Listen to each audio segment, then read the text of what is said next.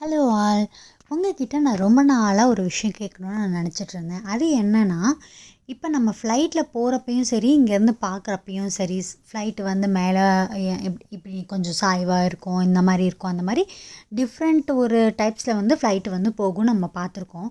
So இப்போ பாருங்கள், ஒரு ஃப்ளைட்டு இங்கேருந்து இப்படி, அதாவது கீழேருந்து மேல் நோக்கி போகுது. யூஸ்வலாக நம்ம ஃப்ளைட் லேண்ட் ஆகிறது ஒரு மாதிரி ஸ்லாண்டிக்காக போகும். பட் நம்ம அதுக்கப்புறமேட்டுக்கு இந்த மாதிரி நம்ம வானத்தில் பார்த்தோன்னா இந்த மாதிரி ஸ்ட்ரைட்டாக ஒரு 90 டிகிரியில் மேலே போகும், 90 டிகிரியில் கீழே வரும், 90 டிகிரி லெஃப்ட்டில் லைட்டு, அந்த மாதிரி நம்மளுக்கு போகும்.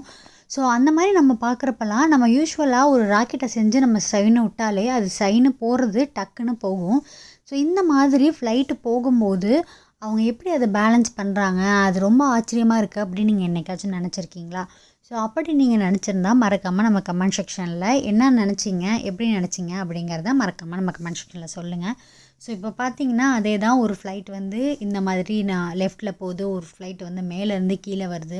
ஸோ இந்த மாதிரி டிஃப்ரெண்ட்டாக இருக்குது. ஸோ அண்ட் தென் நான் நிறைய பார்த்தப்போ இந்த மாதிரி நிறைய ஃப்ளைட்ஸ் வந்து அப்படியே அழகழகாக இங்கே இருக்க, எனக்கு இங்கே நெதர்லாண்ட்ஸில் ரொம்ப பிடிச்சது, எல்லாமே இங்கே நெதர்லாண்ட்ஸில் எனக்கு பிடிச்சிருக்கு, பட் ரொம்ப பிடிச்சது அந்த வானம் வந்து அவ்வளோ அழகாக இருக்கும். எப்போ பார்த்தாலுமே அந்த வானம், அந்த க்ளவுட்ஸு அதோடு பார்க்குறப்போ ரொம்பவே சூப்பராக இருக்கும்.